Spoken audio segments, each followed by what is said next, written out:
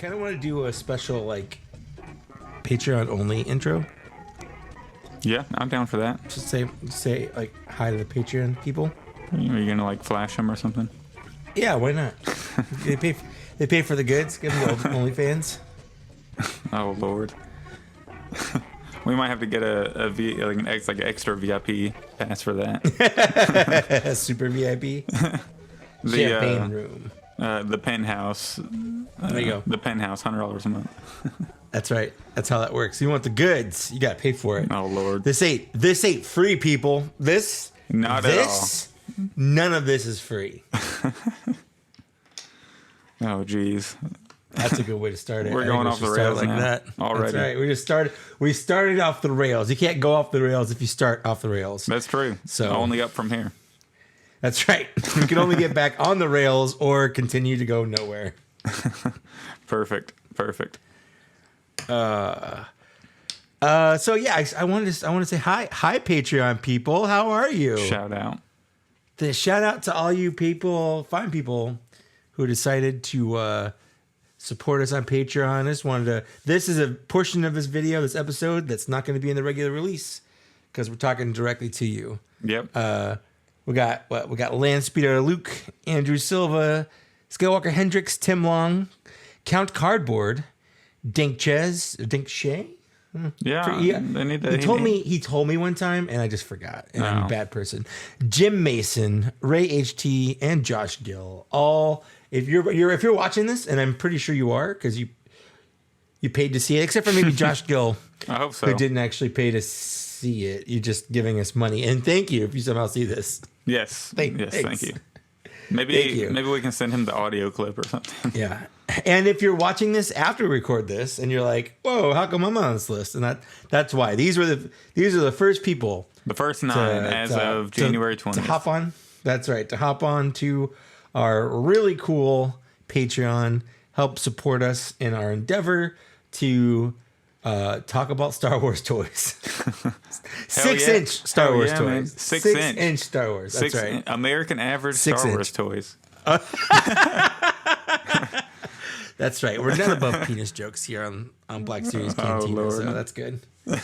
I feel so much better than I did last time we were recording. I was sick. Oh yeah, you had COVID. I think did I have COVID? I didn't. I didn't have COVID. You did. You told me you did. Yeah, I did. That's but right. I took a test. I wasn't going to take a test because I just assumed I did. Mm-hmm. But then I took a test, and it turns out I didn't. I was just regular sick. I was just boring ass, regular ass sick. Yeah, it's better to be safe, stay home and for sure. recover. I had to. Yeah, my whole first week of my new job was virtual because I had COVID. So. Oh yeah, how's the new job going? By the way, it's good. I'm busy all the time, which. Yeah. Oh, that's. So I'm a little nervous about whenever they do the. They're inevitably going to come back with the 11 a.m. stream. The 1 p.m. Hasbro. Oh yeah. Well, we have a fan first for G.I. Joe. For G.I. Joe. So the next Star Wars one or Marvel Legends now, I got to pay attention to those a little bit. That's true. Because you're into that. I'm going to have to put a fake meeting on my calendar or something and sneak into, an office or something and try to say I'm on a call or whatever, but. Yeah, but you're not. Yeah. I do. I have to pretend that I'm paying attention on our Friday morning meetings because we always have a Friday morning meeting. But I'll have it going on my phone. I'll have one of these in, and I'm looking at the screen, but I'm also just yeah. Luckily, my team meetings are Monday morning at 10:30. So Hasbro, don't drop anything Mondays mornings. No, keep it Friday. I'm fine. I can deal with it. Yeah. All right. Well, thanks, Patreon people. And we'll give you another shout out in the show that everyone can hear. Yeah. But we're talking specifically to you right now because you can see us because you're watching it. Yes. Also, Patreon people, I'm hoping to do. I'll probably mention this on the show also. I can't move my desk, but I still have. It's killing me. I still have all those figures I haven't opened yet. And I have all the new ones I'm going to do on Fine Editions, that new wave. It's killing me that I haven't, because I want to do some type of live stream but I haven't. So if I record on Patreon live and can I make that to where it's watchable afterwards, like a regular post for Patreon members? I'm assuming I can, right? I should be able to. I've never done a Patreon live thing. Because I don't know if it just gets the live feed from somewhere else or if it's actually hosted on Patreon. It gives me the option to go live on there, so we'll see. I'll test it out. And then I assume that once you record it, it'll be there as a on-demand playback. Yeah, we'll see. And our Patreon members will be able to watch it or hop in live or whatever. Yeah. One of these Sundays, we'll figure it out. Either this Sunday or next Sunday. I need to get these figures open and on my shelf back there. So it's kind of it sucks having them, but not really having them. Mm-hmm. Yeah, and I'm just looking at them in the boxes like. They need to be broken free, man. I got 20 figures or something I got to go through.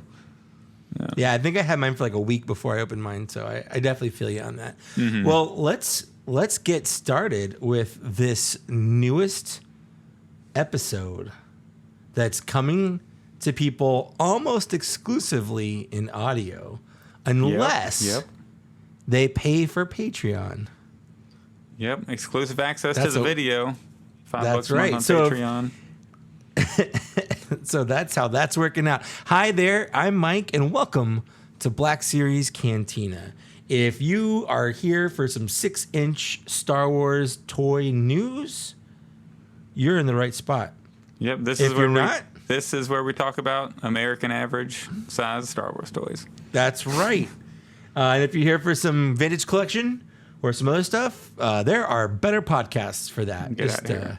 Just letting you know. Don't get out of here. You're kind of wasting your time. No, you can stay. You don't have to not listen. But you're definitely not going to get what you're looking for on our podcast because this is about 6-inch Star Wars toys specifically. So I'm Mike, and this is my co-host. Zach, of course. That's right. Always, of course, Zach. And what we have for you this week is a riveting episode of some things that we can talk about. I guess.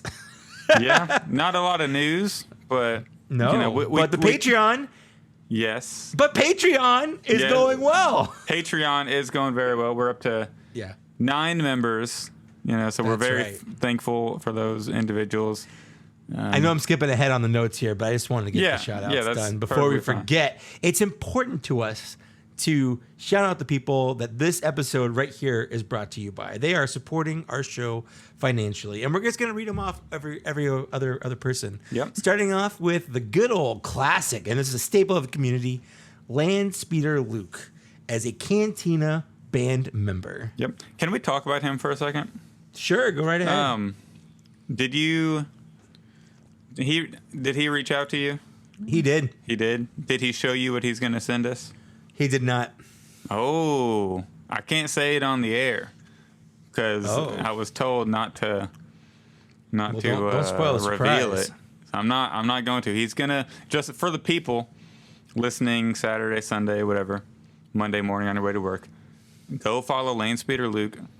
He's gonna be announcing something very exciting within the next week or two. He told me a week, but I don't want to lock him into a week, so a week or two. No, yeah. He's going to announce something very cool. I just want to tease that a little bit.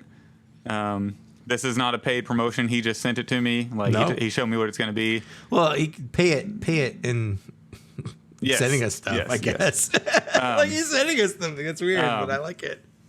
But yeah, go follow him. Something very cool. I'm definitely... I'm just gonna tease it right there. I don't want to spoil. I don't want to say what it is. Go follow him. Look at his page. Say no more. Say Zach, no more. Say no more. The less you say, the more tantalizing it is. Some things are better left a mystery. Correct. So that's true. Just go follow him. And it's not his traditional 3D printed stuff, which is super amazing. It's maybe, I don't know if he's done stuff like this in the past. We'll see. Yep. So I can't wait for that. Yep. And well, keeping it going, the next person, Zach. Andrew Silva as a Cantina alien. Oh, yeah. Then we got Skywalker Hendricks. All caps, Skywalker Hendricks. All caps. All caps. That's important. Tim Long, thank you for being a Cantina alien. That's right. And then we got Count Cardboard, one of my favorite names ever. I wonder if that's his Christian name. Yeah, it could be. Or theirs. I don't know. So we were talking about this in the pre-show because, speaking of, now we have a well, not really a pre-show, but like a intro. It's kind of a pre-show. It's sort of. It's like a pre-intro. We went 5 or 6 minutes, talking specifically to the Patreon members. So, and we talked about. Right. How do you say this name? Dankchez? Dankchez? Yeah. Let's go with Dankchez. Dankchez. That's phonetically. That's what it looks like as an American. Until told otherwise, we're going to go with Dankchez. That's right. Then we got Jim Mason. Oh, it's a great guy. Great person. Ray HT. Thank you. Yeah. And rounding it up, we got Josh Gill. So if you want to see your name on this list, give it a little round of applause right there. If you want to see your name on this list, you can head over to Patreon, patreon.com/blackseriescantina. And you can support us, and we'll give you a shout out. It's a lot of fun. So far, we have a fun, just one fun. You know what I realized? We have all this red open space right here. Oh, that's true. We have some red open space. Maybe next on episode, the video. This is for the video, not for the audio. Yeah. Maybe we can get their names on the red. Maybe, but they're already there, so they're seeing it because they pay to see it. So who knows? True. It's something we'll think about. That's a great idea. I like where your brain's at. That's all I'm going to say here. I did just realize that only the Patreons are going to see it, so maybe that's true. Maybe we'll think of something. Yeah. Anyways, we'll think of something. Welcome to Black Series Cantina. So there's your formal intro. Welcome to the show. Yeah, let's just jump right into our fine editions. Let's do it. We got some I got stuff. a bunch. You got some stuff. I'm gonna start because I have like two things. Okay. Yeah, and then I'll let you have the fun. All right. Here, there we go. I see. Someone suggested that I do this. And I'm like, I can do that. And for the people who are listening to this, are like, what are you talking about? For the video watchers, I can make one person bigger and smaller because it's built into the software. So it's nothing special, it's nothing amazing, but it does help out. So first, right after our last episode, I got the Jin Air Soap updated from the new Rogue One. Yeah, updated face right there. So I get to replace that out in my collection. And then from Best Buy, I got the Credit Collection Moff Gideon, who's going straight onto my wall to be art. Can you show that another time? Oh, show that sure. Okay, I like the blue. I like how the blue looks natural. Yeah, that figure looks good because it can almost be like an alternate outfit, and it's not like paint splattered like a lot of the other ones. You know what I mean? I agree. It's kind of like if you're playing like Street Fighter and you both pick the same character and one person gets like a weird alternate colors. This is the player 2 colors. And it could be like, how they made Darth Vader blue on all the old like comic posters or like because it looks better than black on comics and that stuff. That could be like the comic version of That's kind of how I do the carbonized Darth Vader, because he's kind of blue. So to me, he's kind of like the comic version, and he's my favorite carbonized. I call him movie poster Vader. That's a good one too. That's a good one. All right, so getting into my fine editions here, and let me get you back over here. Hold on, I'm gonna be big now. I don't know how to do this. How do I? There we go. There we go. I figured it out. You're a big boy now. Oh Lord, people are focused on me now. I'm kind of nervous. So starting it off, so I got the wave. Is this 32, 33? One of the newest waves. I stopped doing wave counts because like I don't know when they renumbered it, because I don't think they started over when they switched to the new packaging. Yeah, which they should have. Mm-hmm. Like, do you do wave by year? Because I think that's how Hasbro does it now. Well, I know Yakface keeps a good list of like the waves. I just haven't. Yeah, I feel like they should have started the wave numbers over from when they switched packaging. Yeah. So this should only be like wave like 6 or like 8 or something like that. I also feel like they come out so sporadically now. Yeah. A lot of times they'll announce the wave, and then 2 months later they'll announce exclusives, and then you'll get the exclusives first and all that. Last year, the wave only had like one of the waves only had like 4 figures in it because the rest were like repacks and doubles and stuff. So it's kind of weird what is a wave and what isn't a wave. Anyways, what wave? Everybody wave. Everybody wave. All right, so I'm going to start it off with the Jeddah Patrol Stormtrooper. It's a good one.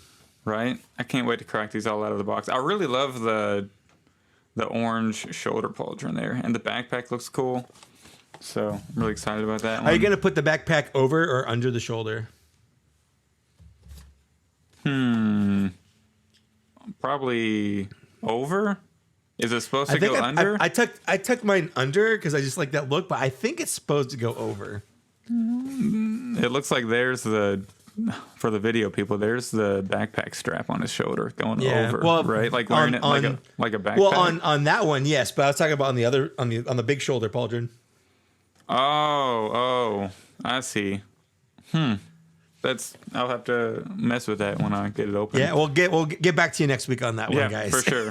or 2 weeks. Yeah, next depending episode. on when I do this live stream for Patreon members. Shoulder Pauldron gate. And then I'll show these two, and I don't want to cover these too much because you already got all these, and it feels like we're duplicating. Have your moment, here. Man. Have your moment. My time in the sun. Moment. That's right. And for those listening, I am showing off the Panda Baba and Dr. Evazan figures. Finally got those to add some Cantina and members to my shelf. You didn't get the Cantina Showdown version, right?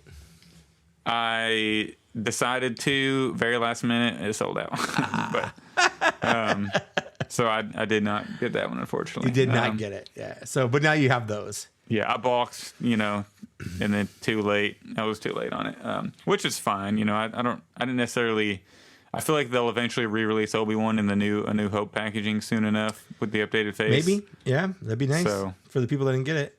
Yeah, it would save me money to get it. Yeah, I would hope so. I'm gonna save this character because it also Miggs Mayfeld, which we'll get his.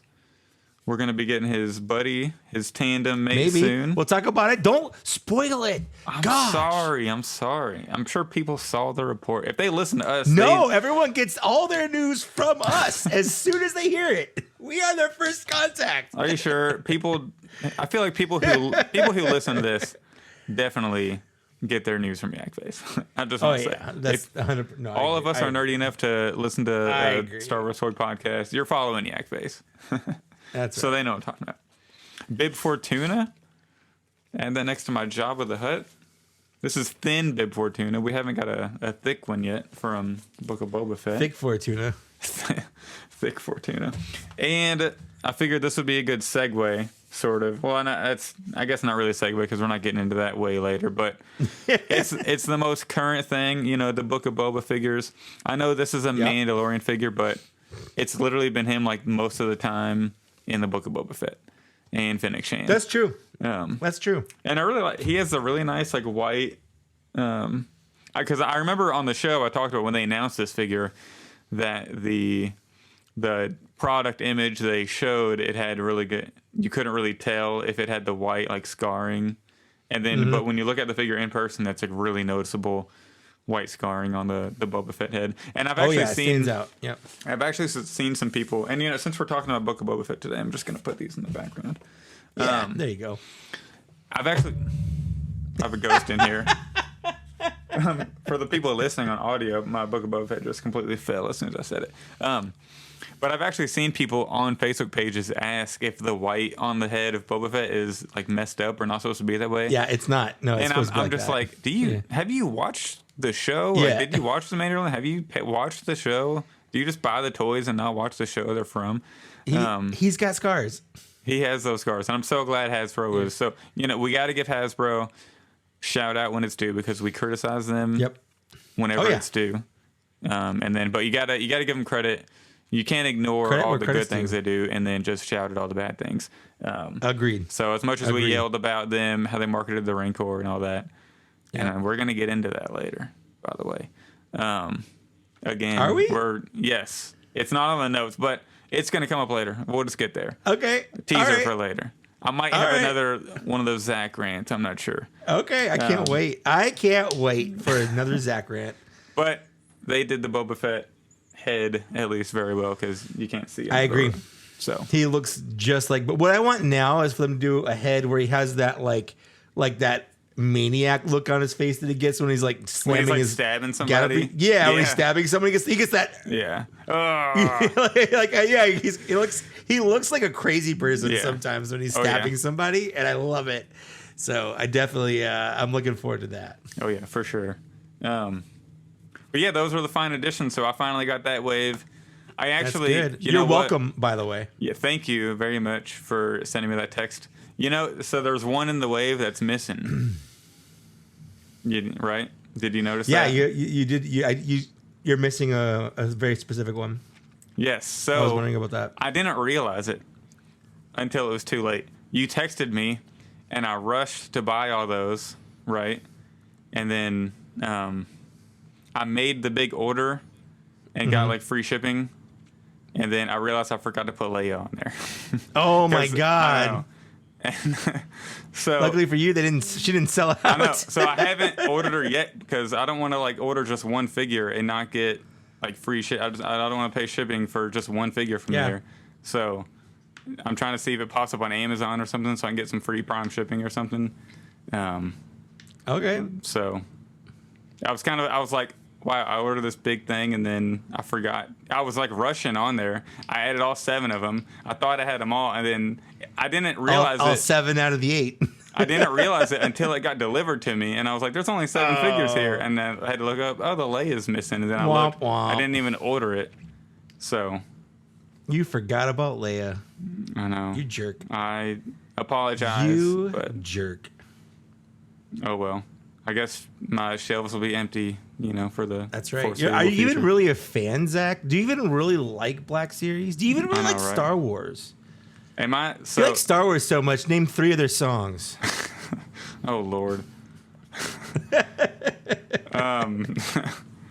Maybe it's because I'm buying a little Marvel Legends now. Maybe that's why. Oh, you're being corrupted. So am I? It's eating Do I away. even collect Yeah. Black Series anymore? Since I Right? forgot about one in the wave. You get change your Instagram name to the Legends. The Marvel, the Legends. The Marvel Legends. The Marvel Legends. Yeah, somebody probably already has Marvel Legends, right? Yeah. Oh, geez. I'm not diving in. I'm just getting my feet wet. Have you bought any Marvel Legends this week? Yes, I have. I can show them real quick. What did you buy? Yeah, good shit. Someone said they didn't mind us talking about their toys. Okay, so you're going to have to give me a second. Because, all right. I got Black Panther loose. I had somebody send it to me loose. Nice. The Civil War Iron Man. Oh, good. Right, you like that? I also got I got a Captain America, but he's like, I'm just gonna grab him. I'm trying to do a pose where like he's holding the shield up, and like I'm gonna have Iron Man on the other side, how it is in Civil War, and all that. Sure. Yeah. And then hang on one second. Don't turn me off. I'll be back. Oh, I mean, I won't. You're part of the show, so. And then this entire box is filled with them. So. There's the people listening. There's like a gigantic moving box filled with Marvel Legends. Yeah, and to prove it, I'll be back. There is a Doctor Strange, the Doctor Strange there. So that's the entire Armadillo wave. Oh, gotcha. Fun. Plus fun. The entire Armadillo wave and the Spider-Man with the Tom Holland head, like the new for. Is that your first Build-A-Figure? It is my first Build-A-Figure. And mine was Abomination back in like 2018. That was Dan Larson's fault. I got the what was it? It was the Red Skull, but his Iron Man armor. It was basically just Iron Man, but painted black and red. And I thought it was cool, so I bought it. Mm-hmm. And then I was at Walgreens, and they were having a huge sale, and they had literally the rest of that wave. So I was like, oh, I'll just get this one wave. Mm-hmm. I'll build this one Build-A-Figure. It was Abomination. It's a cool-looking Build-A-Figure, and that'll be it.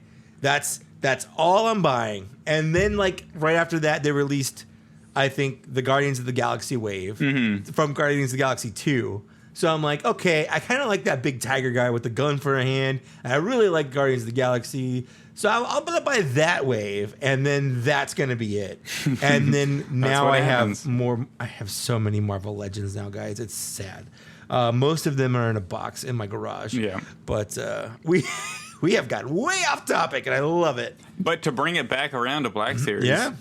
I remember a while ago, somebody asked a question on the show, or for the show, that said, do you want Black Series to bring in Build-A-Figure like Marvel Legends does? Yes. And I think that our was the answer was question. no, because they've already shown willingness to make figures like the Wampa and the Tauntaun, you know, in a deluxe pack, 2-pack or whatever. And, you know, they brought back the Wampa in its own pack. So, and after building the Armadillo, I've decided that I still stand on that front where I don't want Black Series to do Build-A-Figure, because it's a really cool concept, but the legs and arms have good weight to them, but the whole torso is like hollow. It feels hollow and like really like almost like cheap plasticky, you know?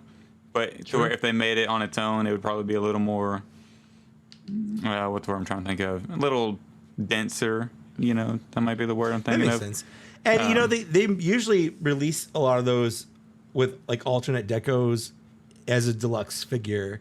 Really? Like, That's Giant cool. Man back in the day was the Civil War, I think, wave, and then they released him by himself. Same thing with Apocalypse, Kingpin, like all these have been Build-A-Figures, but then they've released them by themselves at some point later. Usually there's a little bit of like a paint difference. Like they just did Vulture from Spider-Man Homecoming. Like his wings were the Build-A-Figure in that one, but now you can just buy the whole thing for like, you know, $30-$35 whatever. So it's fine. It's on my but list. what's weird for me is that's one on my list. What's weird for me is when they do Build-A-Figures, but they're just like regular size figures. Like the one of them was like Okoye for the Black Panther, and you're just building Okoye. Like she's not a big character; she's just a different character. Or like the one that just did for the Eternals. You're just building one of the team. Like he's not an especially big member of the team. You know, you're just getting a different version of a different character. I might be. That might be something I'd be interested in if Black Series did. Yeah. Like if they did like a regular sized character that wouldn't get its own release, but if you buy the whole wave, you get it. You get it? Like something that people don't really care about? Yeah, because the bigger ones they've shown willingness to like put in a deluxe pack. Yeah. So I think we'll get a decent amount of those. But for like what's a character they would I absolutely never release? That's Ula. But Lord. Here we go. Well, let's just say Lobot. Why not? Okay. I love Lobot. He was on my list, but yeah. Lobot. Let's just say Lobot. Yeah, so if they did a Cloud City wave for Empire Strikes Back, and then they had like a Lobot head and like arms and torso and legs, that'd be neat. Wilro Hood, the guy with the ice cream maker. Yeah, with the Camtomo. Yeah, something like that. I don't know if I like that because I like it that the figures come in boxes, and the Build-A-Figure wouldn't have a box. He wouldn't really have a home. So if I have to move, like there's nothing. I'm not gonna pull him apart and store his body parts. Plastic baggie. Different. Yeah, I guess it's a weird nitpick, but I like it that it doesn't have it because it's just one of those things that kind of separates it from Marvel Legends. I mean, we can't even get extra hands for Jedi, so it'll never happen. Yeah, you know, other than the fact that pretty much all Marvel Legends are just the same figure made over and over and over again with slightly different paint apps and different heads. Yep. You know, and no one seems to care that Marvel Legends is just reuse after reuse after reuse. But you know, it's when Hasbro does it for Star Wars, it's the biggest deal in the world. It's just it's kind of weird to me. There's that double standard. I'm not going to let that go. Yeah, I think.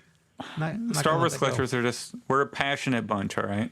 We're a passionate bunch. To say the least. You know, I noticed we're switched on the screen now. I'm normally on That's because I made it bigger and switched it. You want me to switch it back? It's not a big deal. No. It's all right. I don't mind being on the side. There's not like a main person. I mean... We're equal, Zach. Yeah, that's true. Equal. That's true. We're equal. We're the same person.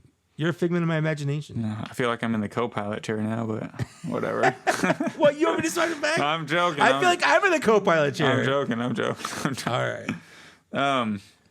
So before we jump into the news, I did a poll on our Patreon account. I don't think you had to be a Patreon member to see it. I don't think I put restrictions on it.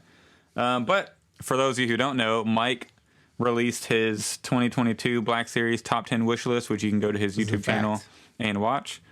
And so I watched his video, and for proof that I watched his video, I put all 10 of the figures on our Patreon page in a poll and just asked, which would you like to see most. So the options were Saw Gerrera. What should I spoil it? Your top 10? I don't want to spoil your top 10.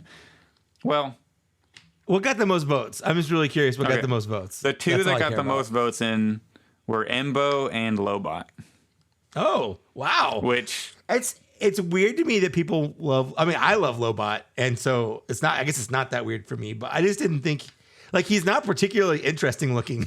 He's just a bald dude. I didn't expect that one to get, because there is one specific one that only got one vote, and I was really there are two of them actually. I don't want to spoil the video. There's only a couple people. It wasn't a big polling number. It's just our Patreon supporters. Yeah, we only got 1 or 2 extra people. Yeah, we got 14 votes. We have non-Patreon members. So it wasn't a large sampling size. Maybe I should have put it on my Instagram story. You still can. Why don't you do it? Okay, I'll take the top 2, Embo and Lobot. Yeah. Embo's going to win. I mean, I'm not even going to do it. Embo's going to win because Embo's the coolest. Come on. I mean, there is one that if I put on there, it would blow out all the others, in my personal opinion. The 2 Clone Wars. Oh, a couple of the Clone Wars ones, I guess. Yeah, I put a couple. I like Clone Wars a lot, so it was on my list. For sure. But yeah, it was really hard. It was really hard to make that list because even when I made that list, I kept second guessing myself. So I had to tell myself, stop. Nope, This is your list. It's okay that you've got other people that you like that you want on here that you're not putting on here. This is your list. So it was real tough though. Yeah, I could tell that you really had to think about it because I remember last week or on last show you were talking about the red dress Leia. And I put her on there. And you put her on there. So I did. What spot was that one at? It's I think it was 6. 6, yeah. Because I remember I want to say 6 or 7. You were talking about how you wanted to get that's one of the only Leias we don't have in the. It might be the only original trilogy one we don't have, right? Well, because they announced the Celebration Ewok Leia. Mm-hmm. So I think that's the last Leia we need from the original trilogy. Awesome, and then maybe they'll. I know the one that the General Leia from Force Awakens is not the best figure in the Black Series. It's not. Well, it came out at a bad time, and it's not a great look. Let's be honest. It's not. It's definitely not her best sequel trilogy look. I think the outfit she wears in the Last Jedi was really good. Oh yeah, with the weird kind of half collar thing, so good. Such a good look. Have you heard the interview where she was talking to somebody and they were talking about her hair in the last scene of Force Awakens? Mm-mm. Where she Rey comes to the planet and hugs her because Han's dead and all that, and she said it looks like a baboon ass. Talking about her hair, the back of her hair. It's really funny. It's classic Carrie Fisher. Yeah. So she wasn't a fan of that. Peace, Carrie. Rest in peace, Carrie Fisher. Cool. So ready for some news? News that isn't really news is what I put on our show notes. Old is what we're talking about now. And it's not really. I guess one of them is. I mean, I don't know. It's just not. One of them is news, but kind of a rumor. Yeah. One of them is just an update. We're in kind of a dead period with Hasbro right now, so we're trying to do our best making these shows entertaining to listen to and to watch. While Hasbro's on radio silence because I guess they're having meetings about what are we going to do after the Rancor. Oh, we're gonna how do we recover? We're just going to ignore it now and blame it on the fans. Anyways, I digress. So the Walgreens 212th Battalion Trooper is maybe coming soon, hopefully. Maybe. So hopefully that means America's getting it soon because it's starting to be shipped out by GameStop.Canada, GameStop.ca, which is Canada. And I know you have the hookup already for one of these. Yeah, right? That's true. Should be coming soon. Yeah, if Papa Gord gets one, I'm definitely going to get one for sure. I need to hit up Nigel, see if he's got another extra one of these pre-ordered. I tried to get him the droid. I've been trying to get him the droid's Boba Fett target, but every time. I mean, we still don't have that. I know, but it pops up for pre-order every now and then. Like it comes back in stock on pre-order. So I see. I try to get it. I have a hookup. I don't have it yet. I don't know if I should say this, but I'm gonna say it anyway. I have a hookup on the Arvala 7 Boba Fett build-up pack, so I should get that. The Mandalorian build-up pack. Yeah. Is it? So I had the hookup too, and I didn't pay the. I'm not paying anything for it. You're not paying anything for it?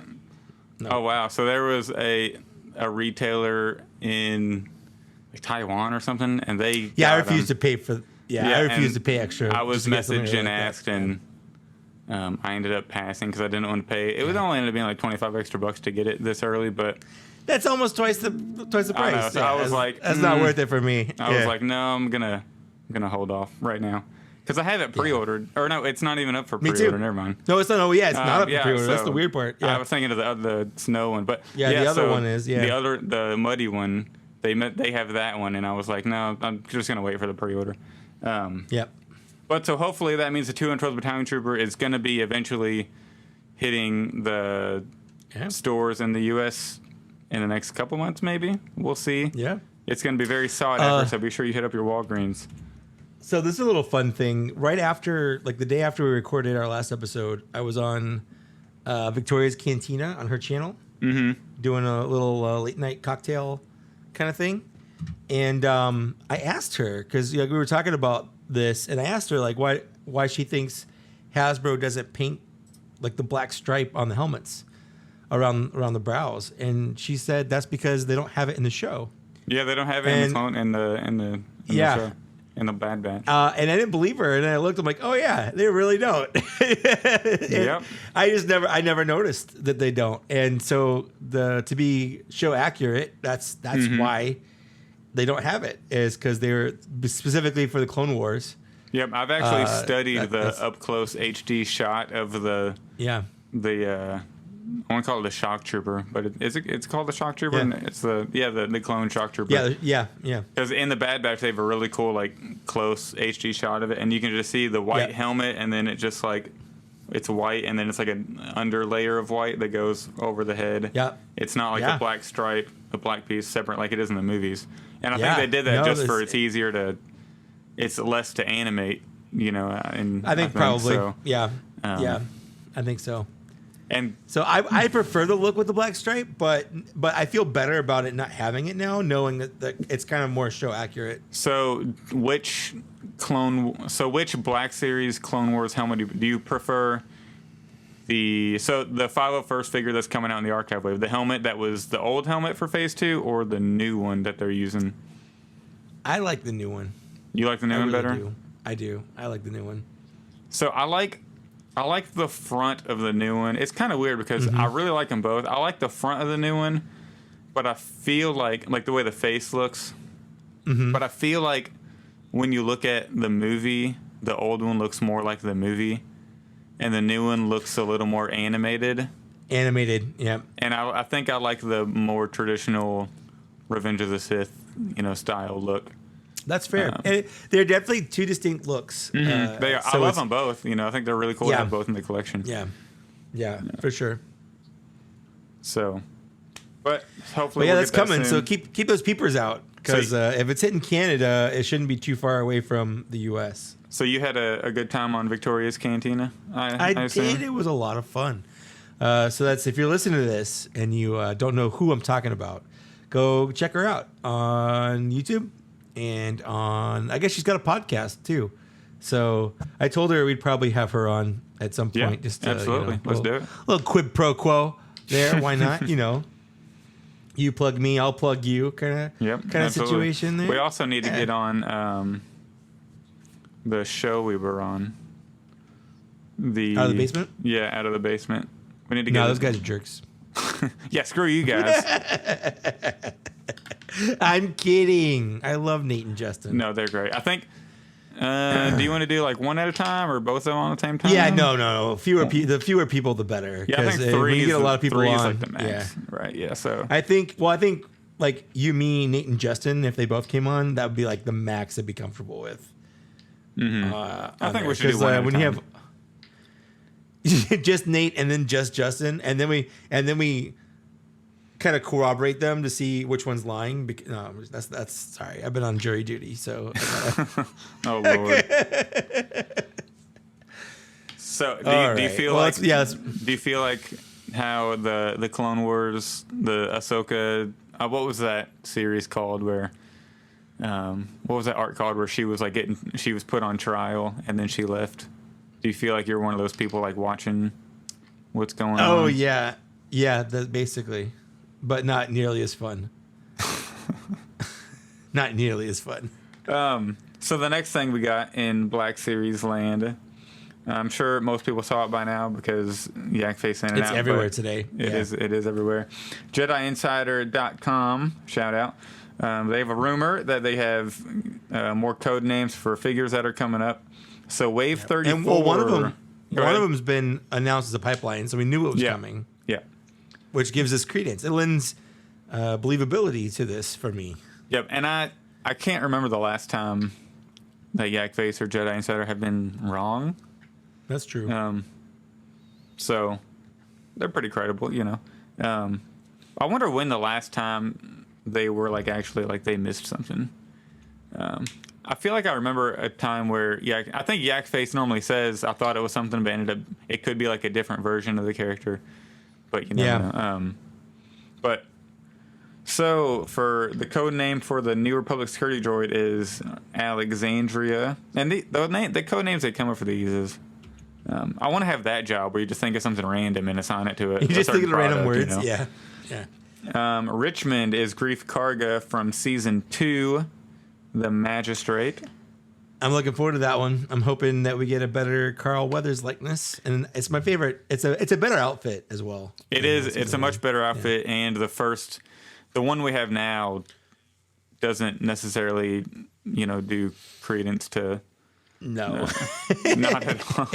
It was my least favorite figure of 2021. Your least favorite? Wow. Yeah. Not surprising though, because which sucks because I love Grief Karga. I love Carl Weathers, but I just didn't like that figure at all. And I feel like why is Hasbro so inconsistent now? The technology, the face print, the technology is so good with the face scanning and the face printing. What do they call it? What do they call it? Photoreal or something? Photoreal. Yeah. They don't ask me when they do these things. They should, but they don't. Like like Rey from Rise of Skywalker looks amazing. Like some of the figures look like they are just miniature humans. And then you get the Din Djarin and the and the Grief Karga, and it's like, do we not have photoreal anymore? Are you hand sculpting? Do you not these? know what people Is it look 2013? Right, I'm saying. But maybe did you make this through a kaleidoscope? Did you take a picture through a kaleidoscope and make that? Is that what you did? But maybe like it's a Funhouse mirror version. Maybe it's a paint application. Could be. I don't know. Could be. So maybe the sculpt, just like a lot of the old figures, the original figure, the sculpt is there, but then they update the paint. It looks good. It could be. But who knows? And then Fairfax is Axe Wolves, and I'm sure there's Axe Wolves. I don't know if I'm even pronouncing that right. I think that's right. Axe Wolves. Yeah. I'm sure there's some people like, who the hell are you talking about? But that's the guy. The other dude. That's the dude that was dressed as a Mandalorian with Bo-Katan and Tosca Reeves. And then he just kind of disappears. And then in the final episode, he didn't show up because they wanted that They wanted the girl power scene. Yeah. They're going for that end game type thing. That's cool. It was fun. I liked it. Whatever. It's just they should have just killed him off. If he's not going to be there, I'm glad they didn't kill him off. He simply could have been doing something different. I'm saying they should have killed him off. Like you don't have to kill someone just to explain why they're not there. Yeah, but you could have had a family emergency. Axe Wolves could have had Mama Wolves could have been sick. No, and he's. I know this might be a little dark. I know this might be a little dark, but when I'm watching movies and TV series, I want people to die. That's super dark. Hear me out. All right. When you're watching Star Wars and you're doing this, they're going on this crazy mission. If people don't die, it's not real. It needs to feel real. And I'm such a big Game of Thrones fan. Yeah, there's no stakes. Yeah. Yeah. Because when you're watching Game of Thrones for the first time, anybody can die at any second. And they do. They literally die at any second. You're like, that was my favorite character. Yeah. And they're gone. And well, that's one of the problems when they do like prequel type stuff or fill-in stories. Yeah, because like it's already with determined. Book of Boba Fett here. Yeah, I'm not worried about anyone dying because I know what happens. Like at no point was I ever afraid Obi-Wan Kenobi was going to die in the prequels of Star Wars. Yeah, it's always challenging to tell a story where you know what the destination is. Yeah. Just like the Clone Wars, we knew what that was leading up to, and they did it phenomenally. It doesn't change anything because the Order 66 episode of Clone Wars, like I was on edge the whole time because I knew it was coming. That's why. Like I was arguably more on edge because I knew it was coming than if I had no idea. And like I was saying, like whenever death in shows and movies, when it's done really good, it brings so much, to the story. So when I going into the theater and like the whole build up to episode 7, when I was in college, I was telling everybody I want Han Solo to die because number one, Harrison Ford wanted Han Solo to die in Empire Strikes Back. Yep. And number two, like if I know he probably doesn't want to come back and do more. And if he did, even though he did, but the dollar signs, they talk very loud. I'm right there with you. I'm right there with you. I think I was thinking death raises stakes. Yeah, and if someone dies, they gotta stay dead. Otherwise, again, even if someone dies, you're cheapening death. Who is it? Max Landis did a thing. John Landis' son did a thing on the death and return of Superman. On how that whole arc kind of ruined death in comic books, because like if you can kill Superman and bring him back like it's nothing, like what's even the point? Yeah, what's the point? Yeah, and that so whenever we're watching The Rise of Skywalker, and spoiler alert, whenever Chewbacca blows up in the sky, I'm like emotional, but I'm like sort of like, holy crap, they had the balls to do that. This is amazing. And then in the trailer you see him running around the ship, so he's not dead. But I forgot he's not dead because you haven't seen his scenes. Yeah. I forgot about that in the moment. And then I saw him, I was like, wow, I was kind of mad they didn't just kill him, because that would have brought so much more emotion to the story. But or with C-3PO, like because he kind of died, but then at the end it's like, we can just restore your memory. It's not a big deal. That his whole sacrifice was basically meaningless because they just restored his memory. So, question. Yeah. Did R2 also restore his memory from the prequels? Do you think he ever did that? That did get wiped. That did get wiped because I guess they had to somehow explain why he doesn't remember anybody. He doesn't go, Luke Skywalker, are you Master Anakin's kid? Your dad made me. Yeah. Who knows? Which is like, so R2 never had his memory wiped, so why didn't he ever tell No, Luke? R2 knew the whole time, but he doesn't talk. Snitches get stitches. That's true. That. He is the hero of the whole. He is. But we're getting a little off track now. A little bit, yeah. But it's still Star Wars, so who cares? Yeah. So the upcoming Din Djarin tank trooper disguise. So we'll be getting that. Yeah. Soon. Well, we knew we were getting that. We knew we were getting a Din Djarin. Now, I'm really curious about his face sculpt. I'm really curious if it's a new one or they're going to use the same one they used on the build-up pack. Not. If they do, the paint better be a lot. It better be a paint issue and not a sculpt issue. And if they do a new one, how hard will it be to buy an extra one of these and swap out the head on the other build-up pack? That's my question. So that's a good question. These are the things that keep me up at night, basically. That's the problems of a Black Series collector there. They're gonna make it a different like peg size, like a different bullet dummy size. They probably will. Just like the Kenobi figures. You got to do a certain custom to fit the and I don't do that. Attack of the Clones onto the Jenny Tartakovsky body. Yeah, I'm not gonna do that. I would like to do that, but because it's a lot more accurate to the cartoon. But it is. Number one, I don't have the Jenny Tartakovsky Obi-Wan, and number two, it's expensive, and I don't necessarily care for it. It's not a good figure. I don't know why. I don't know why people love it so much. Yeah. It's not a good figure. It's not. It's just not. They'll probably archive it at some point. Maybe. And yeah, who knows? Maybe they'll put it on the new clone. It's just body not good. I don't think it deserves the love it gets. Honestly, I think it's the body is awful because it's the old Clone Trooper body, like the Phase 1 Clone Trooper. So the articulation's crap on it. It's not designed to hold a lightsaber. So his lightsaber doesn't stay in his hand. Does he have like two trigger fingers? Yeah. Like the lightsaber just slips through his fingers. It's really dumb. It's just not a good figure. It's not a good figure for a Jedi. If you want a really good Clone Wars Obi-Wan, get the Target Clone Wars Obi-Wan. It's so good. That's the good one. Oh yeah, that's I think my probably favorite figure of 2021. I would say it was up there for me. I think it landed on 4. Yeah, number 4 on that one for me. It was good.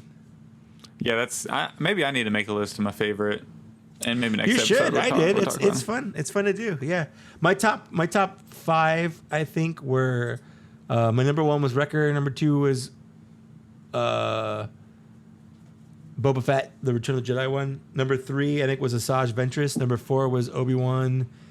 And I honestly can't remember number 5 right now. So I was surprised that Wrecker is your number 1 because of the. I love Wrecker. He's my favorite. I know he can't do that. But I love him enough to overlook it, I guess. And for the audio listeners, I was doing the double fists. The double fist thing. Because he has a trigger. That's a good point. Good call out. Yeah. He has a trigger finger on one of them. Yeah, you can kind of do it. You can fake it, but it's not as good. But that's like the one flaw in him of an otherwise fantastic figure. I love him. I thought they did a really good job doing the Tim Morrison look, but like on a bigger and like messed up scale. Like it was really good. I agree. Yeah, great figure. It would probably break my top 10 of 2021, but it wouldn't be my favorite. That's for sure. It'd be the Obi-Wan Clone Wars, the Echo, Arc Trooper Echo. I think that was my number 5. Yeah, that has to be up there. Yeah. And just a quick look. Yeah. It's just hard to. Oh, definitely the Deluxe Boba Fett. Yeah, that was my number 2. Hard to say. I'll have to make a list. You have to think about it. Yeah, I had to make a spreadsheet. I've gotten into making spreadsheets now. I've got a spreadsheet going for like the figures I bought in 2021 so far, or I've received in 2021 so far. I've got a list of Black Series figures that have been announced in 2022 so far. So just a fun fact. I've gotten $500 for the toys in less than a month, and I feel really gross about it. So. Yep, I hear you on that. I've so far. Well, did I? No, those are pre-orders, but yeah. Did I order these from Hasbro Pulse in 2022 or 2021? You did because when did you text me? Okay. Because those came out. It was like it was on the 4th. It was January. I've got it right here. I pre-ordered on January 4th. Okay. Because that was the same time the Alley Viper and the Bat went up for pre-order from Hasbro Pulse. So that's what happened there. All right. So yeah, you ready to get into this week's discussion? Oh, yeah. Let's do it. Let's talk the book. All right, people. Boba Fett. Full spoilers. Yes. For the if book you haven't Boba watched Fett. episodes 3 and 4 or up to episode 4, you're not going to want to listen to this next part. Yep. So Pause. We'll see you later. Go watch Book of Boba Fett episodes 3 and 4. Yeah, I'm not even going to give a timestamp. Don't worry about coming back, or about skipping ahead. If you haven't watched it, stop listening to this and go watch it. Exactly. It's as simple as that. I'll give you some advice. When you're about halfway through episode 3, play it at 1.5 times speed, and it might be a little more. It might be a little better. It wasn't that bad. It was a little slow. It wasn't. Yeah, it was a little slow, but it wasn't that bad. Yeah. It didn't look like for episode 3, like that chase scene. It didn't look like they just had a budget to make it. Almost like that's what I got from it. It was like I know they have the budget to make this fast and intense, but they're choosing to do this different sort of like slow thing. And I didn't have a problem with like the color. A lot of people are having a problem with the color of, you know, the, what do they call it? The little mopeds they're riding around, you know, the hover mopeds or whatever. But they are a little shiny for Tatooine, but I can get over that. But just the fact that how slow it was, I don't know. But so yeah, I feel like if you play it and you put some like Blues Brothers chase music behind it, there you go. Really entertaining. You know, like I love the original Blues Brothers music. But like I said, I think that would work really well. Like I said before we started recording, you know, whenever George Lucas was, you know, directing Star Wars, everybody said all he would say was faster, more intense. And it seemed like that episode, that chase scene is the furthest thing from what George would, you know. No, I think it's closer to his American Graffiti movie. Yeah, that's true. But, I mean, we're in 2022 now. This was, you know, I mean. Well, that wasn't made in the 50s. It was just about cars in the 50s. I don't know. It felt a little slow and edited weird. To be fair, the original Star Wars was also a really slow movie, and so is pretty much every George Lucas movie. Yes. THX 1138, super slow, boring movie. American Graffiti, slow, boring movie. I mean, pretty much all of his movies. I know he likes saying faster, but George Lucas makes some slow, boring movies. I'm sorry, he does. A New Star Hope Wars was slow, is a slow, but when they're in the Falcon New Hope is a and slow stuff, movie. Yes. But we're in the Falcon and stuff, and you know they're being chased and all that, like, and they're in when they get the TIE fighters, where they're basically just in a spaceship that looks like it's sitting still in space, and all the TIE fighters are just flying around it. Is that what you're talking about? Because that's what happened in the movie. It was made in the 70s. This was made in 2021. They shot this in late 2020, 2021. Oh man, I like it when people they have this weird kind of mental image of the original Star Wars being super cool. Like people saying like, oh, this new Boba Fett's not my cool Boba Fett. We're like, your cool Boba Fett from like 1983 got hit in the jetpack by a blind dude and sucked into a desert butthole. Like that's your cool Boba Fett. I like there's a gif of that scene of Boba Fett flying through the air, but also as Luke Skywalker kicking a guy. But he clearly misses. Like the kick doesn't land at all. So in the foreground, it's Luke kicking a dude, missing, but the guy's still flailing like he got hit. And Boba Fett's just in the background, just like with his arms and legs like dangling as he goes across the sky. It's one of my favorite. Don't they call that the force kick, right? Yes, the force kick. He does like a Shawn Michaels like Sweet Chin music type kick, and he doesn't connect it all, and the guy just falls. Exactly. It's probably my favorite all-time Star Wars. That's why it's ridiculous. But people assume that Star Wars was like this badass, awesome movie. It's not a perfect movie. It's got problems. It's not as cool as you remember it being. And that's why when people rip on the Last Jedi main fight scene, and they pause it and they play it in like half speed, and like, oh look, he like he comes in, he doesn't even try to hit her, and he comes back out. Like you can slow down every single little fight scene and see stuff like that. Yep, I agree. So, and that's why, and you mentioned like all the stuff in A New Hope. That's why I kind of liked the changes he made in A New Hope, other than the Han not shooting first. But the ones in Empire Strikes Back weren't that. No. Well, I want a version of Star Wars where nothing is changed story-wise. Like nothing's added.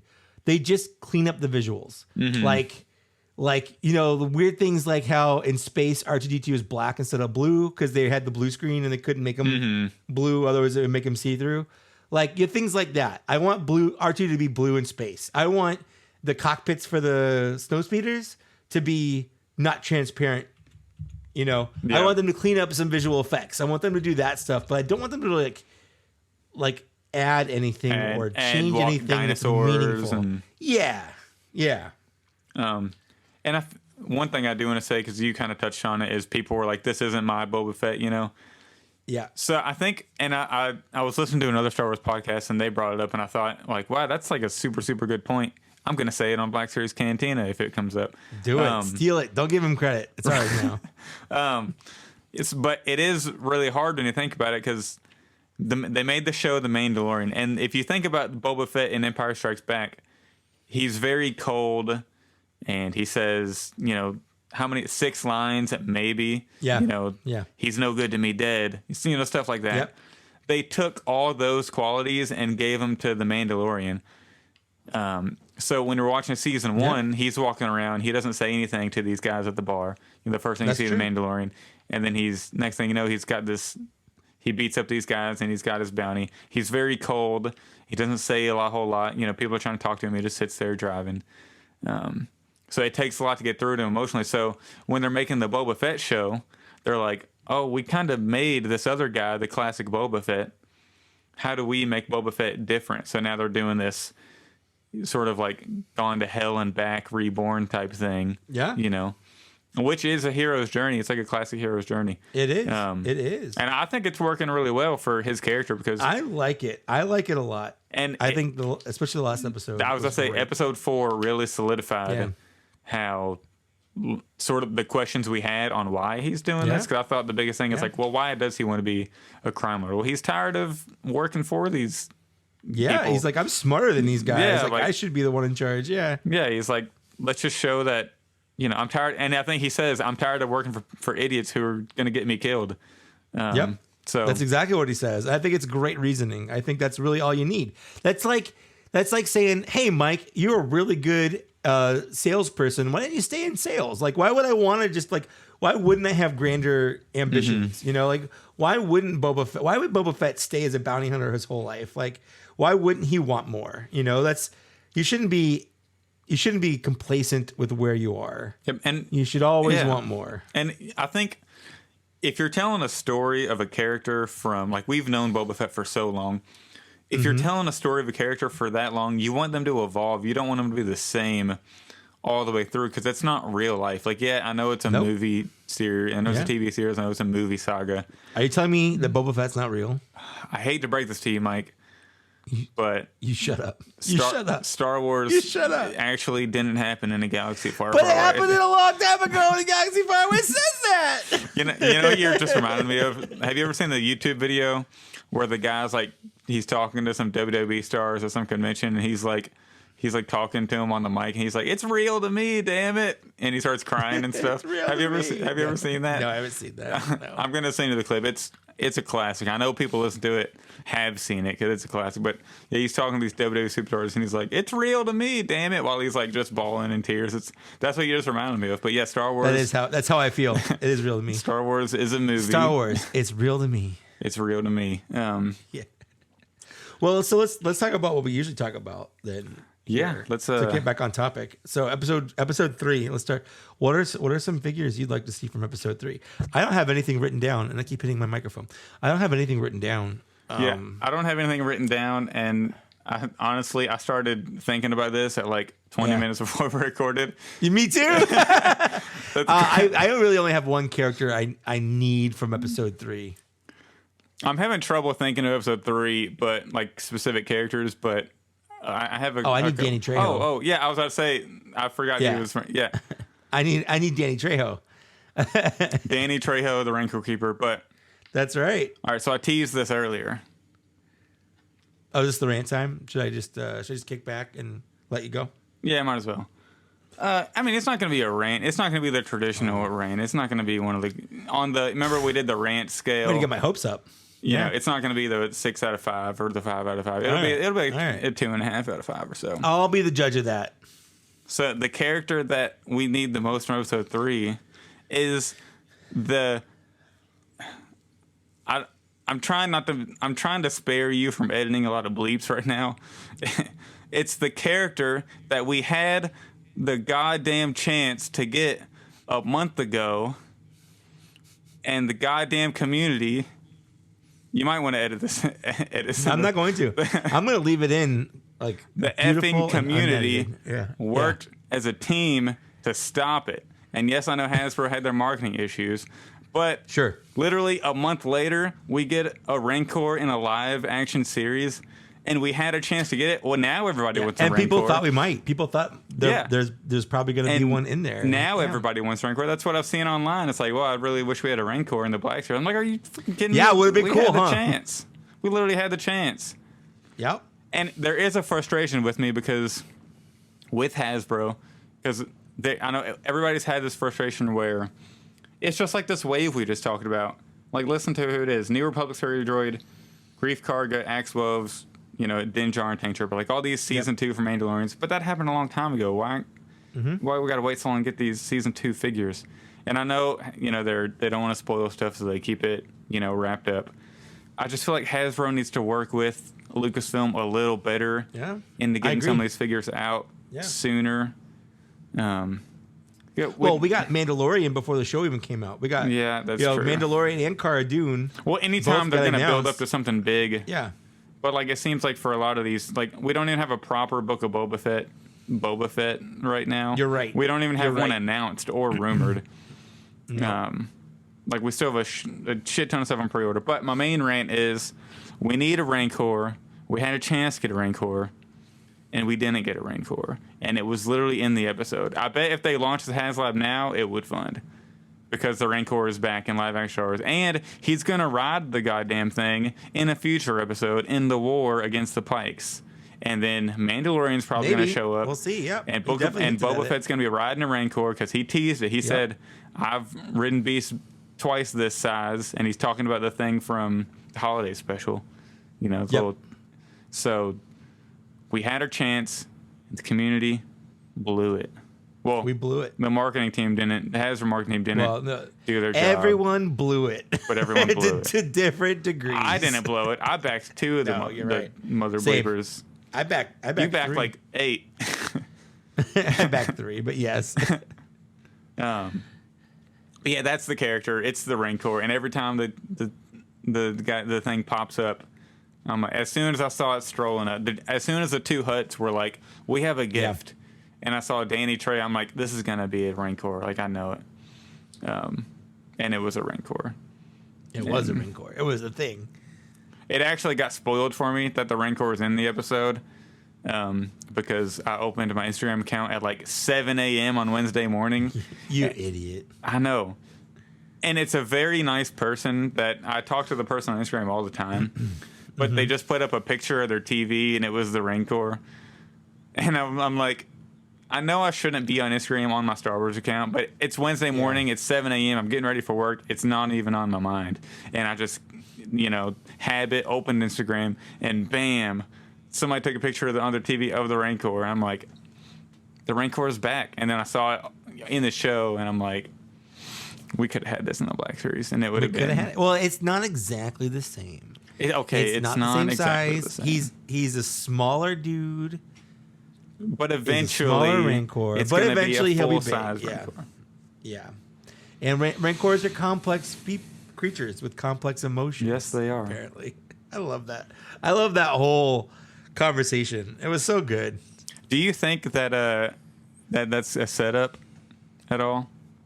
I think so. Because whenever Boba leaves, Danny Trejo's like, don't worry, he'll be back. And the Rancor gives like a really like shady, like side eye type thing, where he looks. Oh no, I think he was just. Oh, I don't know. I don't think there's anything weird going on with that. I think he was just. You should go watch that scene again. It seems like. Oh no, I know what you're talking about. Yeah, I don't agree with that. I don't agree with that interpretation. I think he was just trying to console the creature because he just saw him and bonded. And then he left. So he's like, don't worry, he'll be back. I feel like it could go both ways because it looked a little mischievous. Because it looked like... Yeah, we'll see. Well, how does the Rancor know that the Danny Trejo character... How does he know him if he hasn't seen a human ever? Well, he probably's heard his voice. I don't know. I think there might be something shady going on. We'll see. I don't think so. But I'm not saying it's impossible. It's possible. It's possible. But also... It's most likely just going to be, he's going to ride the damn thing, and we could have had it in the Black Series. Hopefully one day, I guess our only hope now is they make a holo version, and then inevitably they're going to make a holo version, and then people are going to be like, oh, we almost paid $350 for this crap. We got it for... But it's not the same. Oh my God. It's not the same. It doesn't have it's 90, not the same. 40 or 45 points of articulation. Yeah, anyways. There is a guy on Facebook Marketplaces that's been advertising that he... will print and send them. I don't remember his I sent name, that to you. But I sent that to you. It's $300 for an unpainted one. $375, I think, if you want it painted. But like there's almost no articulation to this thing. It's just parts and like the arms move and I think the legs move and that's about it. Like it's definitely not even close to being the same that we were gonna get from Hasbro. And no offense to this person because I'm sure he does a fantastic job making them. I'm sure, but he just doesn't have the resources this is all to handmade. make No. Yeah. But there's no comparison over which one would be better. And Hasbro's not only would have been cheaper with more articulation and paint apps and materials and things like that, and potentially more items that you get with it, depending on if any tiers. I mean, it have was been coming gotten. with a free Rancor. He's coming with Malakili anyway. Yeah, Rancor Keeper. You know, but not only that, it would have resold for way more than that because of the nature of the HasLab. Yep. So I think it's funny that people are like buying this when they could have gotten a better, cheaper one had they just backed Hasbro. I don't get it. Yep. R.I.P. But the Rancor is back. Not the Black Series Rancor, unfortunately, but no, just the one in the show. There's a new the baby. Well, it's baby Rancor. Yeah. So this is the second show we've gotten a baby Rancor in. This one's more of an adolescent than I think the one in Bad Batch is more of an actual baby. Yeah. So this one seems a lot bigger in scale. Yeah. But you never know with the animation, I guess. But they do a pretty good job with scale and the animations. I love how Boba has this connection with animals. Like in episode 4 when he's like saying goodbye to his bantha, or like he's like feeding him. Like he has this like like animal connection that it's like endearing. I guess I like it. I like what they're doing with that. And I feel like he probably also got a lot of traits from Jango, because we don't really know how Jango was with animals or like, but. Nope. Boba seems to miss like some camaraderie in his life, like from his father passing. So I feel like when he does get a connection with an animal, he's just gonna treat it nicely. And it was awesome when they were sitting at the dinner table in the most recent episode, and then all the guys were like, or I forget what they're called, but I guess the crime lords around Tatooine, like the territory leaders and all that. They're like, well, why don't we just kill you right now and then not have to deal with you? And then the Rancor claws like come through the grates on the bottom. On cue. That was really good. So what about episode 4 for Black Series figures that you would want from the most recent episode? Episode 4, I feel like it wasn't a whole lot of new. Yeah. Well, we haven't mentioned anything about neither of us wanting the Vespa gang. The mod gang or whatever. So earlier when I was thinking about that, I don't hate them, but I don't necessarily want them as toys. That's exactly what I was thinking. If they made the girl one her name is Drash, played by something Thatcher. She's from Chicago. I know that. I forget her first name though. But she won't come up. If she has a bigger role later in the story, then I could see like wanting a figure of her. But right now, if they made a figure of some of the mod people, I'm not even sure if I would get it. And you as a completionist, you'd be forced to get it. I would be forced to get it, but I wouldn't be excited. I wouldn't be happy about it. I would be excited about it. If they didn't have a bigger, but if she was in the trailer, so she seems like she's gonna have a big role. She might. Yep. So she might end up being an important character, and then I like to get a figure. I can care less about the little moped they ride though. Yeah. No. The little one I had when I was in 5th grade went faster than what they were driving, and that thing was on low battery on my way home from like friends' houses, and I was having to manually push it, to get home when the battery died, and I was still moving faster than what the chase scene was.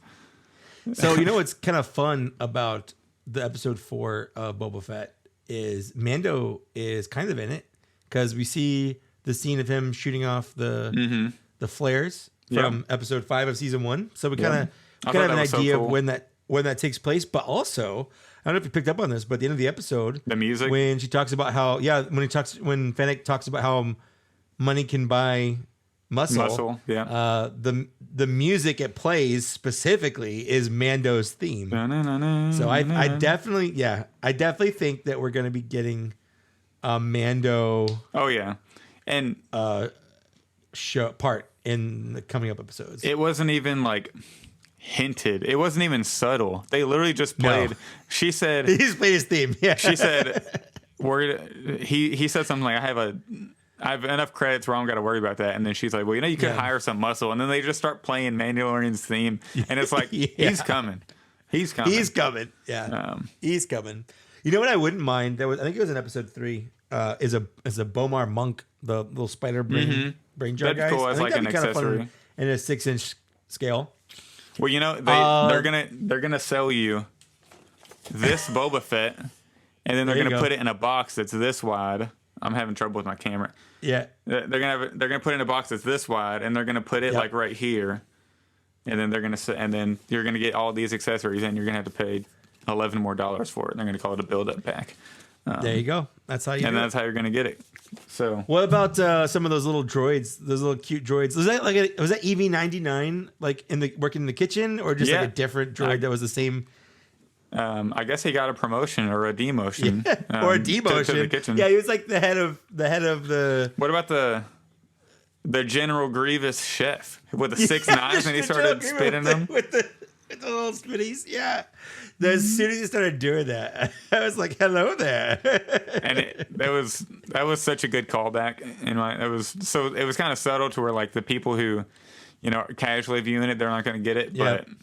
But for us, nerds, I thought it was amazing. I wish it would have been if he was like General Fett. Yeah, I've seen some memes like where it's and he's like, "Hello there." Hello there. That was really good. I also like the little rat catcher bunny droid. Mm-hmm. Was pretty cute. I'm trying. One of those were in the Clone Wars, and I'm trying to remember what episode. I think it was the one with the virus. Oh, the blue shadow virus, or whatever it's called. From season 1, I think it was.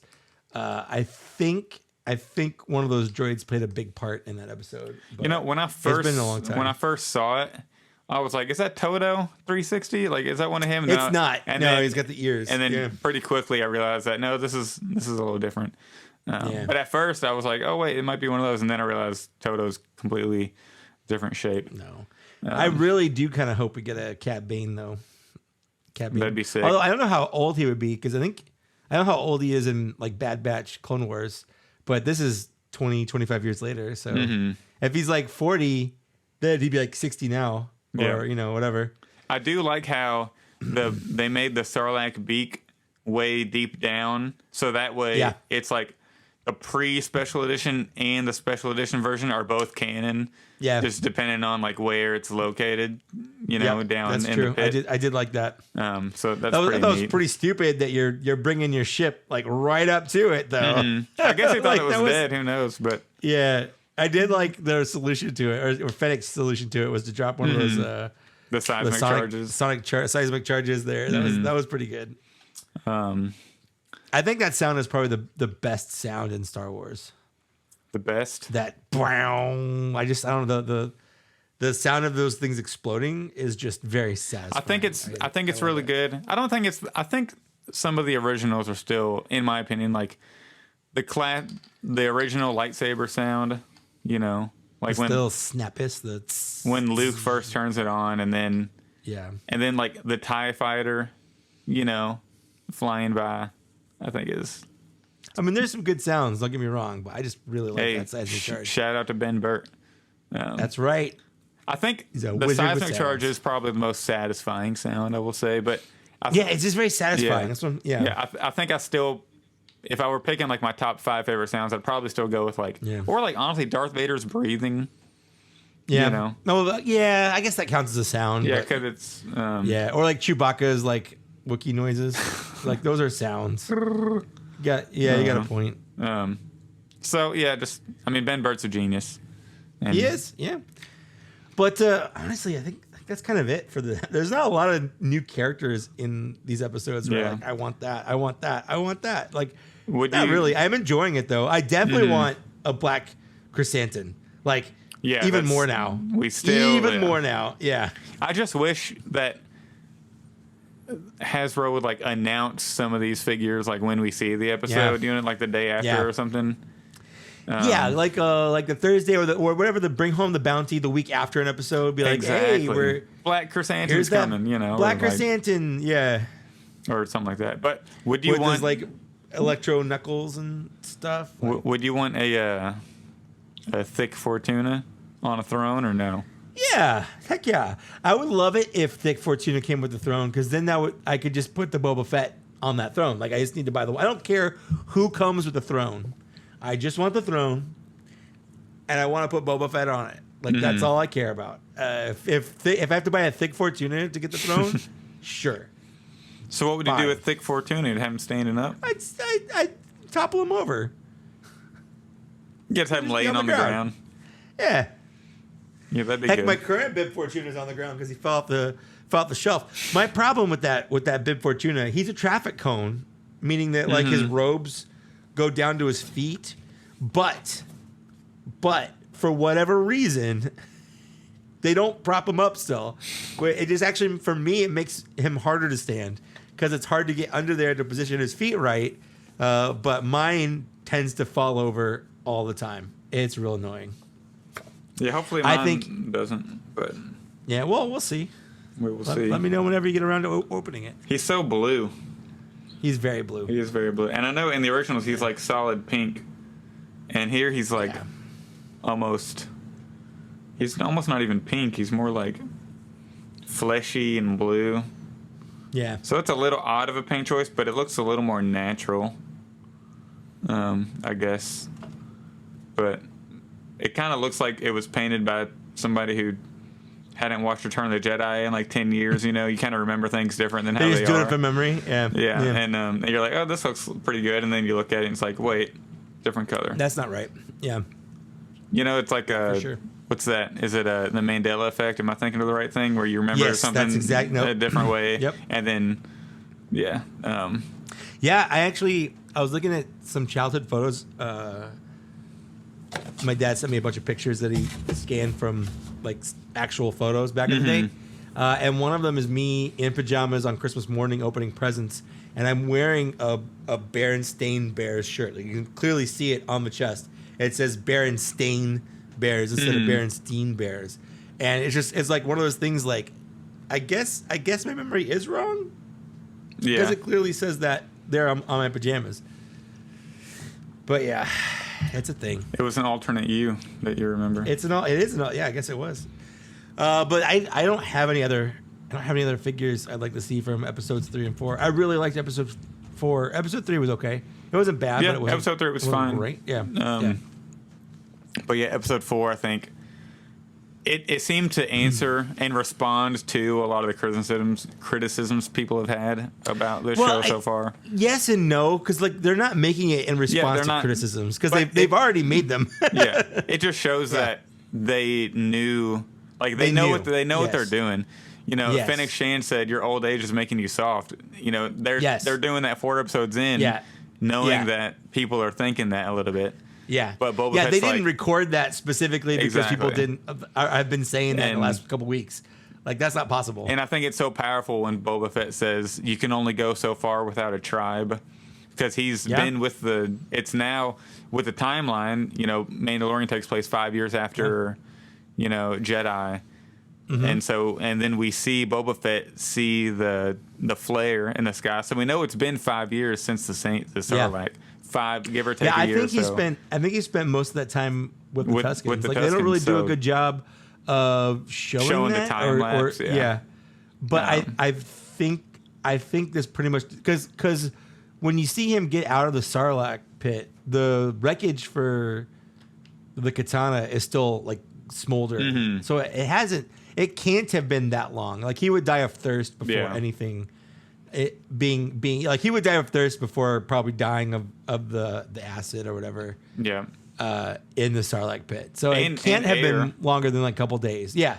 It can't have been longer than a couple days. Basically. Yeah. I thought episode 4 or chapter 4 did a really good job of, I agree, sort of bringing the first 3 episodes together.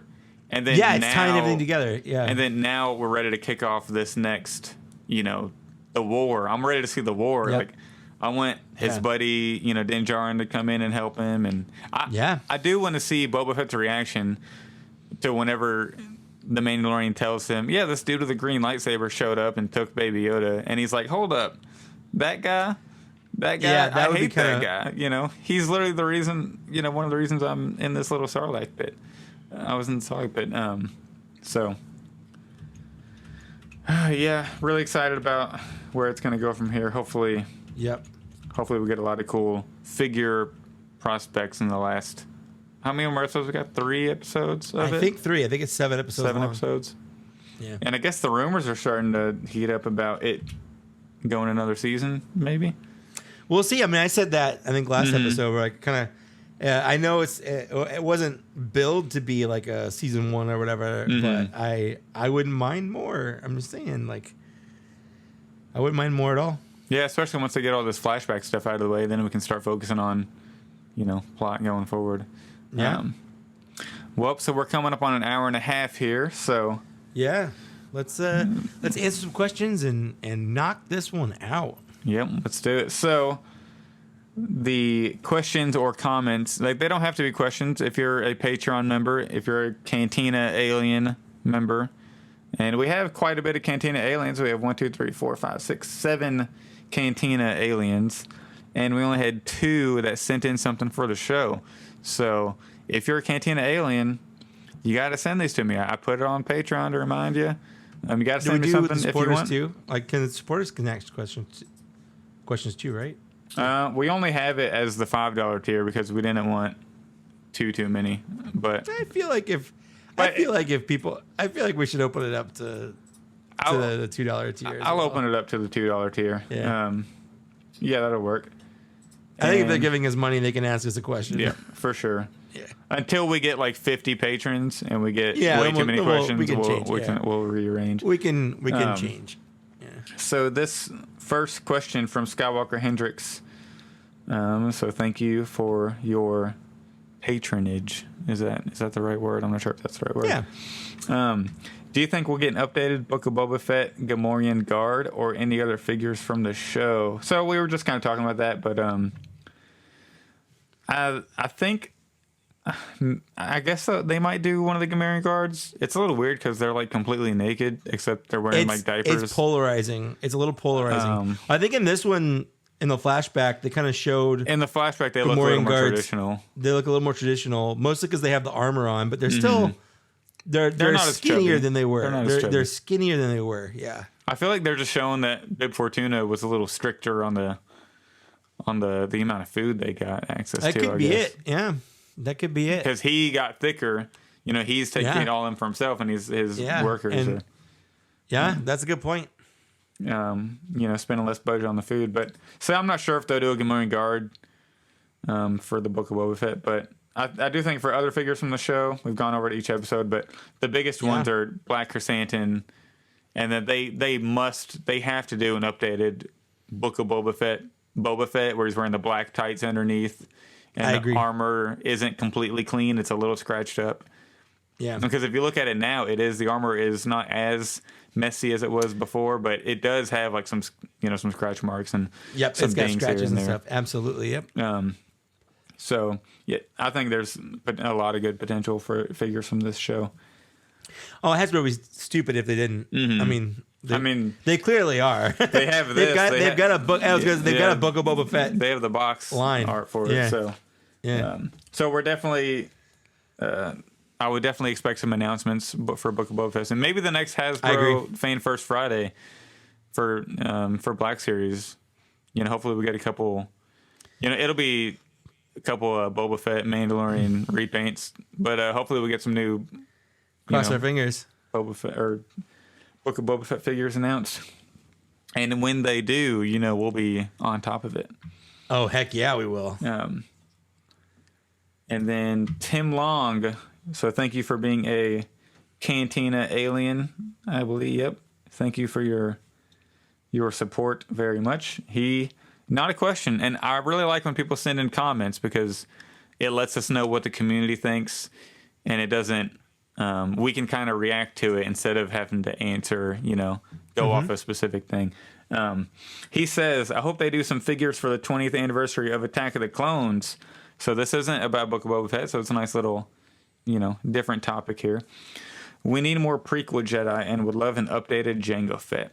That is a must. I agree. That Mandalorian body mold is starting to be really, really outdated. Like, I'm lucky if my Jango Fett can. I've crossed knock on wood. I do have him standing without the little triangle stand right now, but it usually doesn't last long. I think this is the longest I've actually had him not have that attached to his foot.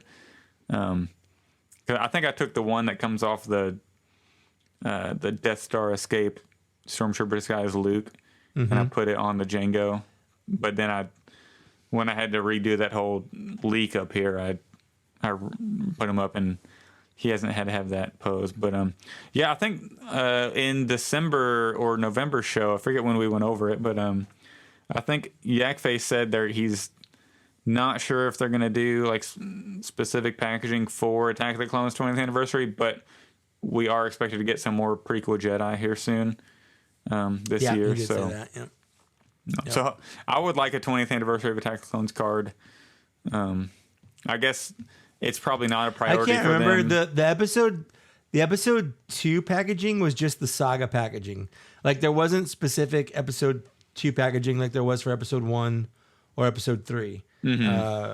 Episode 2 they switched over, I think, from I don't remember what it was, Power of the Jedi or something like that. But they switched over to the legacy like blue packaging.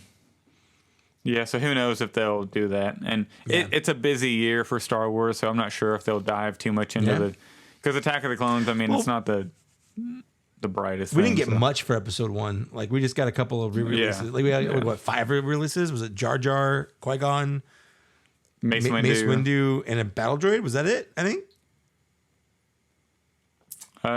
that was it. Yeah, I think battle droid. Because the Obi-Wan and the Darth Maul don't really count. Yeah, those were from before. Those aren't necessarily those don't have the 20th or the Lucasfilm. Well, they also didn't come out on the anniversary. Or did they? That was 2019. Actually, they did come out on the anniversary. The new ones. It says 20th anniversary on the box right there. The new ones didn't come out in the anniversary. They just came out. They just put them in the similar. They just put them in the same thing. Yeah. I'm like way backwards on that. So that's interesting. Yeah. So I have the Qui-Gon right there. Yeah. Yeah, right there, hidden right behind Boba Fett.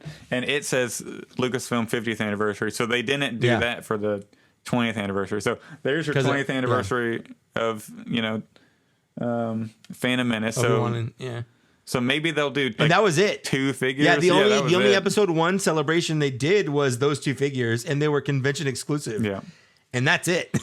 For Revenge of the Sith, they better go all out with the box art with the Darth Vader helmet and the flames and like the bubble. Yeah, and the little kind of curved bubble. Yeah. That's what I grew up on. Like that's what I remember seeing on the shelves the most. Give me a pregnant Padme in it and we'll be good. Pregnant Padme, give me I can go on and on. Give me Anakin / Darth Vader on the table. Tarful. Give me Obi-Wan Kenobi with like a proper Revenge of the Sith Obi-Wan Kenobi. Got to mention that 1,000 goddamn times. Get some battle damage. Some flames, some burns on his chest. That'd be Give us cool. a Mustafar 2-pack of Anakin and Obi-Wan Kenobi. On their little respective like platform things. Do you remember that would be cool? Do you remember the figure where it was like it was in the Revenge of the Sith packaging and it was like the changeable Darth Vader Anakin Skywalker? I do remember that.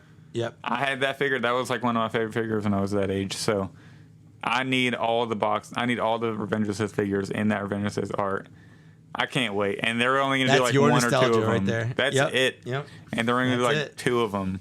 I know it because it'd probably be a busy year for Star Wars, but we'll see. The future is bright. So I guess that about wraps it up for this episode of Black Series Cantina. Mike, what do you got going on, and where can the listeners follow you? Oh, yeah. Well, I released my top 10 figure list on my channel, Mike Case. I've released my top 10 wish list. I've got a couple of videos coming out. I still am planning on reviewing the newest wave of Star Wars figures. Gotta get some free time and do that, but it's still planning on being done. So look forward to that. If you want to subscribe to me on my channel, just Mike Case. On Instagram, it's Trusty Sidekick, and on Twitter, which I tweet pretty whatever I post on Instagram, but also just some random thoughts, and that's at Mike Case as well. So awesome. You can find me on Instagram, the Star Wars Black Series, of course. You can find me on TikTok, which I'm actually kind of blowing up right now. I'm over 3,100 followers now. Dang. So I can officially go live on TikTok now, because I think you have to have 3,000, I think, to be live on TikTok. I'm not sure. So I can do that. You grew up so fast. I know, right? Yeah, my most recent one of my recent. I actually did a video for. I don't know if I put it on Instagram too. I did see it. Yes. I thought it was neat, and it absolutely blew up on TikTok. So I thought it was funny, and it seemed like people liked it too. Man, you're really getting black serious. Oh Lord, we got to. I'm leaving the podcast. You're welcome. Our competitor podcast, the other Black Series podcast, if somebody ever makes one, it's going to be called Black Series now. Let's get Black Series. Let's get Star Wars the Black Series. Let's get. Oh geez. All right, so you can follow me at those two places. You can also email us, blackseriescantina at gmail.com, if you want a question or comment for the show. And also, you can support us on Patreon. We have 4 different tiers. No, 3. Yeah, it was 3. Jack Patterson. It was an email that had all the questions. Email, in it. okay.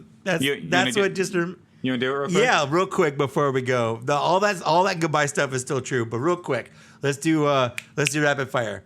What keeps you guys collecting with rising prices, lack of availability, and scalpers and canceling pre-orders? What keeps you collecting despite all that? For me, it's because I still like doing it. I don't know. Like, rising prices isn't a big deal for me as long as it stays within inflation. And so far, it has. And that's all I really care about.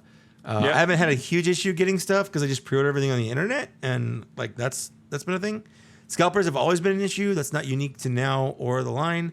And the only canceled pre-orders I really have issues with is Walmart, because Walmart sucks. But that's not enough for me to stop collecting a line. Yep. What about you? And I would say I really love Star Wars. I really love action figures, and I wanted bigger figures, and this is like the perfect line. And as long as they keep mixing, so for the audio listeners, I'm showing Ponda Baba. If they keep mixing the old in with the new, which is this really good Fennec Shand figure, then I'm going to love the line. And I think it's a perfect balance. This wave alone, we got Bib Fortuna, Dr. Evazan, Migs Mayfeld, the new Boba Fett, some old figures, some new figures from all over the galaxy. That's what keeps me collecting. Yep. Next question: do you think Black Series HasLab Order 66 4-pack would work? They don't have to do a HasLab for that. They've already done an Order 66 4-pack. That was Entertainment Earth exclusive. It was like $80 or $100 or something like that. They don't need a HasLab to make that. That's not appropriate for HasLab. If HasLab made a regular action figure, it would come out looking like a Mayfix or something, right? Wouldn't you just rather buy like a Mayfix? Yeah. Like, no, they don't have to do a HasLab for that. Yeah. All right. Just watched your episode on the canceled Rancor. You guys talk about how Build-A-Figures don't work. Do you think Build-A-Droid would work? No, I don't think Build-A-Anything would work with Star Wars. Yeah, I think we talked about that one already. Yeah, they've shown willingness to put anything in its own pack. Like, we have Rey's speeder, we have Luke's land speeder, we have a Wampa Tauntaun. We just need to keep getting those like medium-sized deluxe things, and it'll be good. Yeah. And then last question, real quick. I saw on Instagram that the Tartakovsky ARC Trooper has flesh-colored paint head glued on with the helmet glued on. Do you guys think the clones and Stormtroopers would be faceless, or do you like having removable helmets? I don't like having removable helmets at all. I want swappable heads. I think that's better. Yeah. The Marvel Legends does that. The Power Rangers Lightning Collection does that. I think removable helmets is bad because you have to sacrifice the head under the helmet. Yeah. Whereas removable helmet or swappable helmet and head, it's just two different pieces that you take off and swap. You can have the best of both worlds. Yep. Because you can still have an unhelmeted head with it carrying the helmet. You know, Yep. like you can still do that. Yeah. So I think whenever you have, I would rather have swappable heads because whenever you have a helmet on over one of the painted heads, you sacrifice like scale a little bit. The heads look a little too big, and sometimes whenever they try to make it look really good into scale, the helmets are too tight, and whenever you take on and take off the helmet, it actually rubs the paint off like the face of the figures. And I think I'm trying to think of which figure it is real fast.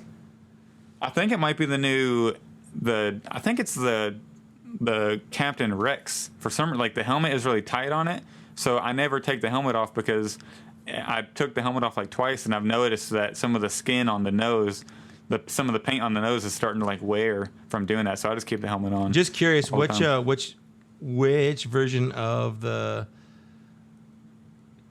Rex is that? Is that the Hasbro PulseCon version, or is that the regular version? The red box regular release. Red box, okay, yeah.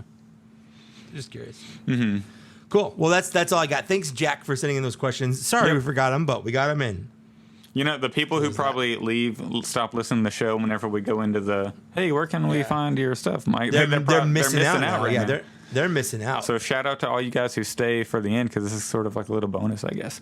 That's right. But like I was saying, support us on Patreon. You can, I think, hopefully we can get you some cool content on there. Like here soon, I'm going to try to do like a live unboxing. And honestly, we only have 9 patrons, so I'm not sure if I do it on Sunday at like 1 o'clock, I'll live stream to 0 people, and then you can watch it like a recording if you want to. So, but yeah, you can support us there. Black Series Cantina on Patreon. So. Yeah. Hang out to Patreon. It helps us out because podcasting ain't free. Yep. So we really appreciate it. Super appreciate it. Max Rebo still doesn't have a Black Series figure. Just want to shout out that real quick.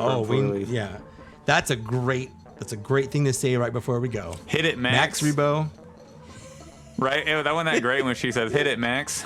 Yeah, that was great. I did like that. Cool. Well, thanks for listening, and we will see you in 2 weeks. Bye. Bye.